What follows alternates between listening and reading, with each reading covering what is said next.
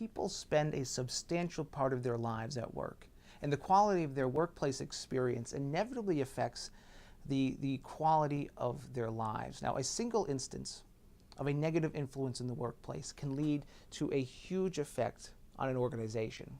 Now, what's important to keep in mind is that negativity in the workplace is truly a communal effort. And if we don't step up to counteract it, then what we're really doing is supporting it with our silence. More than just a morale killer, a recent Gallup study estimates that negativity in the workplace costs the economy between $450 and $550 billion annually.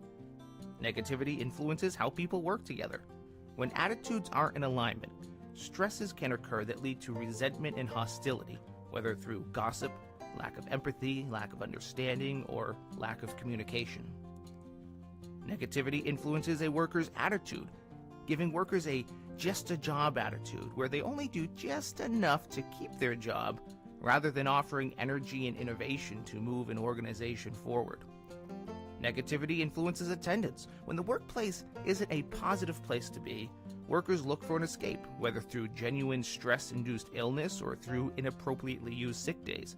And according to some estimates, this costs upwards of 9% of payroll. Negativity influences employee retention.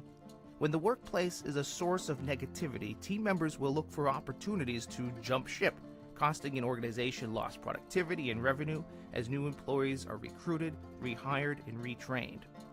According to some estimates, the average internal costs of turnover ranges from a minimum of 1 year's pay and benefits to a maximum of 2 years' salary.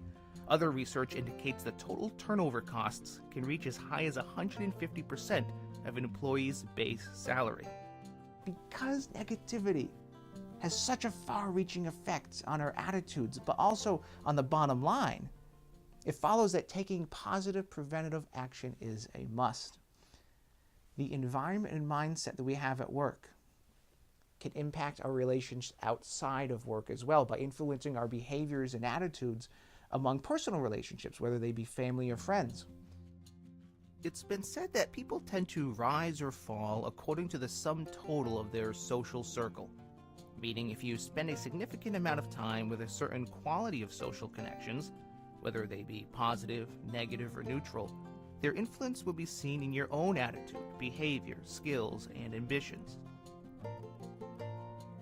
Just like in a workplace setting where one negative Nancy or negative Ned, or one frustrated Francine or one frustrated Fred can drag down an entire workplace culture, so too can just one negative individual in a social circle have a detrimental effect on the morale of the entire group.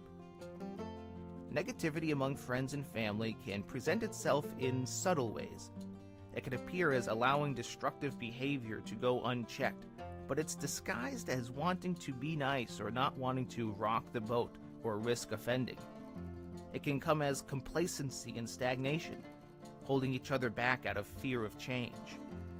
It can appear as playful jeering that, when gone too far, can lead to more overt negative consequences. These more obvious impacts can lead to misunderstandings, resentment, being overcritical of others, all while ignoring our own shortcomings. It can lead to cold shoulders, silent treatments, ghosting, gossip, and a severe lack of perspective, understanding, and empathy. Most of all, it robs us of enjoying the precious time that we have with those most dear to us.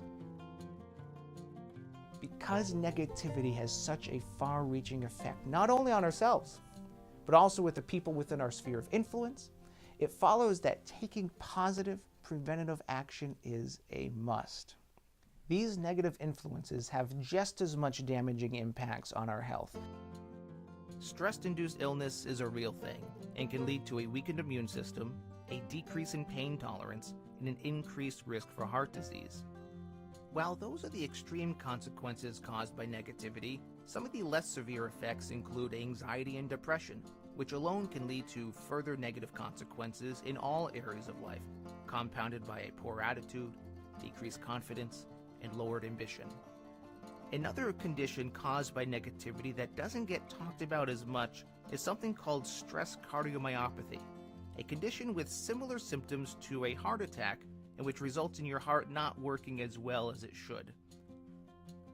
All of these health risks caused by negativity can further lead to increased stresses in your relationships and in your work, which only adds more fuel to the cycle of negative influences.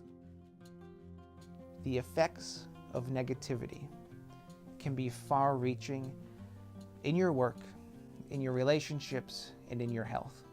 And since the effects can be far worse than their corresponding positive influences, it follows that we should seek to be more intentional about our choices to create outcomes that are constructive rather than destructive.